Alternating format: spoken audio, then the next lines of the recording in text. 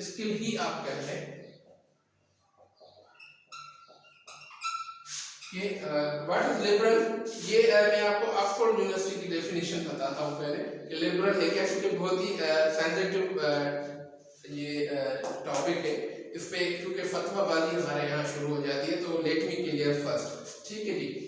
اب کیا ہے، willing to respect or accept behavior or opinion different from one's own or be open to new ideas. ٹھیک ہے، کیا ہے یہ willing to respect، صرف respect دینی ہے. ٹھیک ہے، اور accept. ٹھیک ہے، اب کیا respect دینی ہے، accept کرنا ہے behavior and opinion. behavior opinion کیا ہو وہ different ہو from mine. کیونکہ سب سے پہلے ہمیں یہ ماننا چاہیے، ہمیں اس بات پہ بلیو کرنا چاہیے کہ اللہ تعالیٰ نے ہر انسان کو الگ الگ پیدا کیا ہے. یہ پاسبل نہیں ہے کہ دنیا میں اس وقت 7 ارب انسان ہیں اور 7 ارب جو ہے ان کی جو ہے ایک سوچ ایک ہو. یہ اللہ تعالیٰ نے ایسا بنایا نہیں ہے، ایسی کریشن اللہ تعالیٰ نے ایسی جو ہے وہ کہتے ہیں کہ اس مٹی سے پیدا ہی نہیں کیا اللہ نے. ٹھیک ہے جی، وہ اللہ کی حکمت ہے. تو ہمیں ہر انسان، گھر میں اگر 2 بھائی رہتے ہیں تو وہ 2 بھائیوں کی الگ الگ سوچ ہوتی ہے. آپ دیکھ لیں کسی بھی جگہ پہ اگر وہ کہیں کہ یہ چیز ہمیں خریدنی ہے تو دونوں بھائیوں کی الگ الگ رائے ہوگی. 2 سسٹرز ہوں گی تو ان کی الگ الگ رائے ہوگی، باپ بیٹے کی الگ الگ ہوگی، ہسبینڈ وائف کی الگ الگ رائے ہوگی. تو جب گھر میں رہتے ہوئے جو خونی رشتے، جو بلڈ ریلیشن شپس ہیں، ان کی رائے الگ الگ ہو سکتی ہے ایک ہی بات پہ، ایک ہی ٹاپک پہ. تو why not in professional life.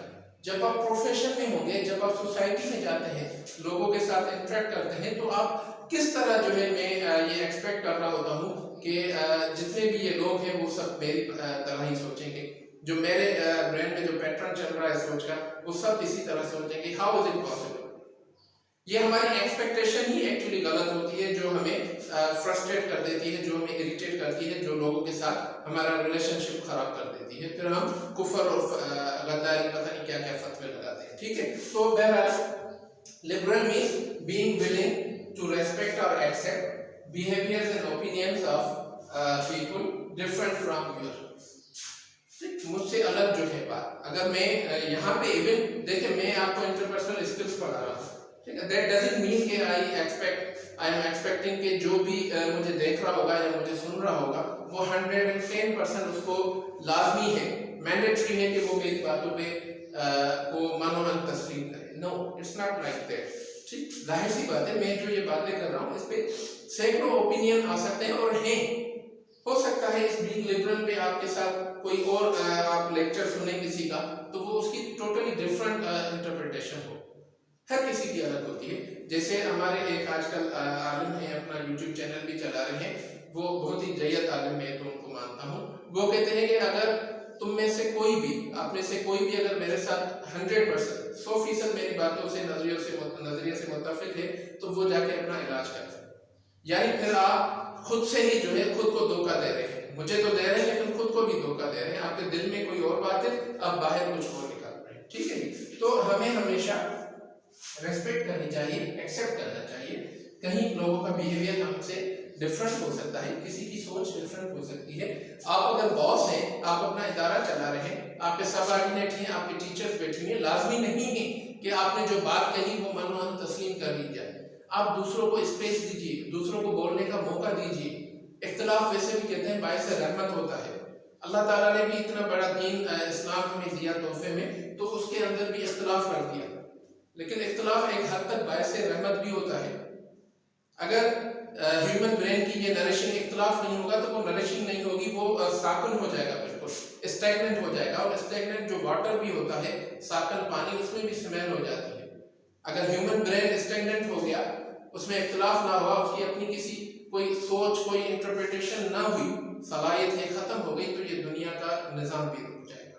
اس لیے ہمیں لبرل ہونا چاہیے. Liberal does not mean anti Islam. وہ آج کل ایک انٹرپریٹیشن بن گئی ہے، وہ ایک الگ بات ہے. ہمیں دوسروں کی رائے سننی چاہیے، اپنے سب آرڈینیٹس کی، ایون اپنے بچوں کی. ایز فادر ایز پیرنٹ مجھے تیار رہنا چاہیے اپنے بچوں کی بات سننے کا. اگر کسی جگہ پہ وہ اختلاف کرتے ہیں ایتھکس کے دائرے میں رہ کر تو ہمیں انہیں تسلیم بھی کرنا چاہیے.